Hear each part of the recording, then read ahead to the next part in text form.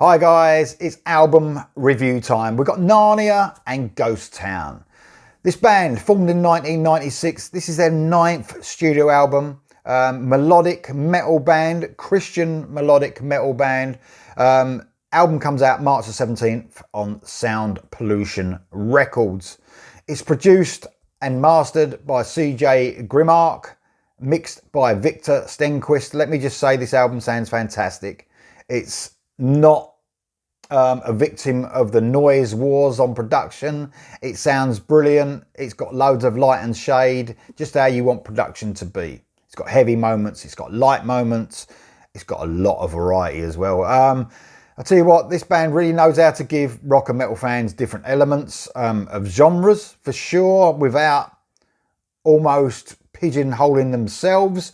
They cover a lot of ground, always in the rock and metal category though, of course. You know, they don't venture off into rap or pop.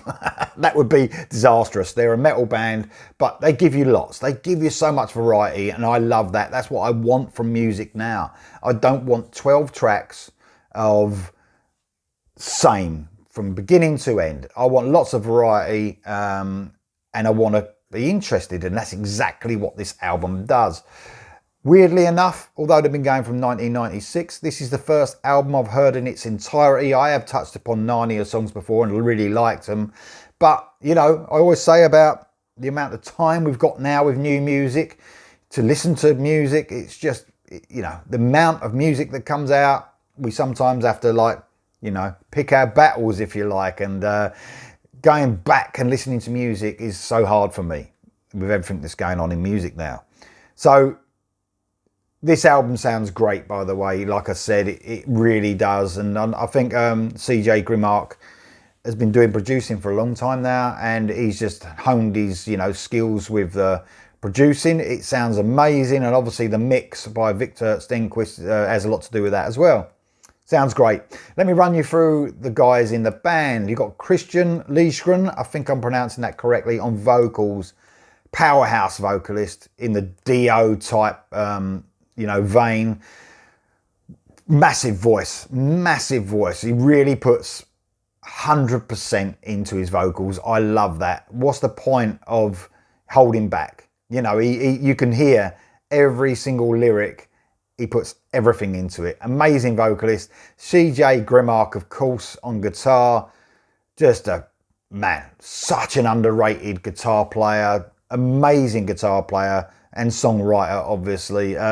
Just blows me away. And, you know, the riffs, you know, there's only a certain amount of riffs you can do, a variety of riffs.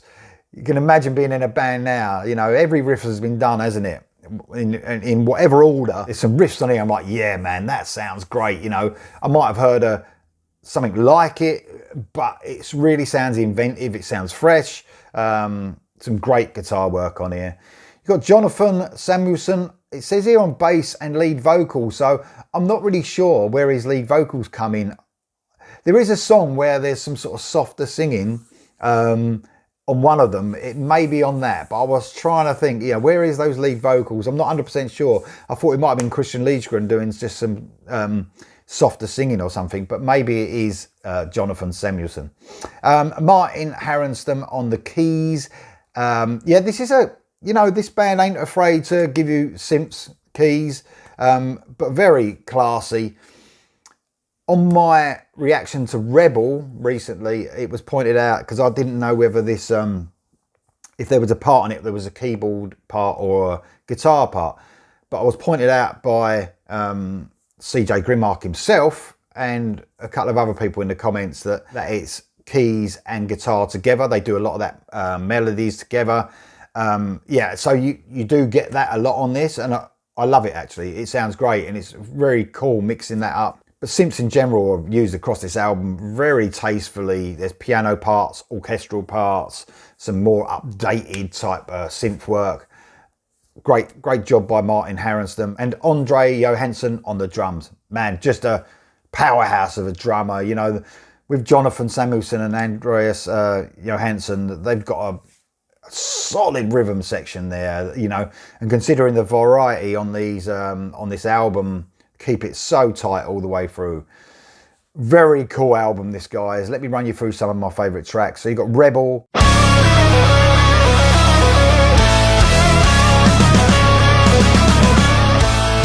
This is the one I reacted to. Galloping opening track, first single, some folky elements on a little guitar melody and stuff, but mainly just classic metal. Into the light, under the night we will go.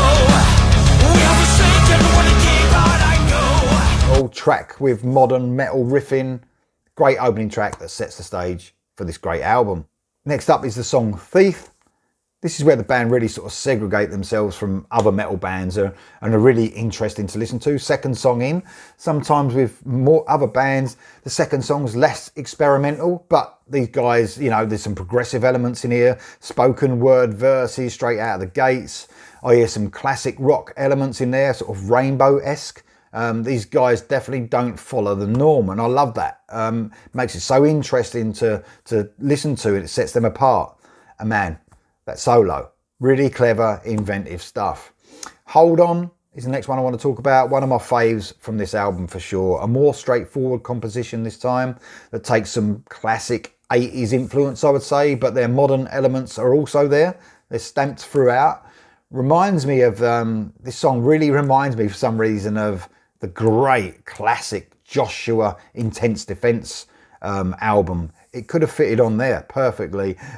Catchy, melodic hard rock with a brilliant solo yet again from Grimark. Surely a single, this one.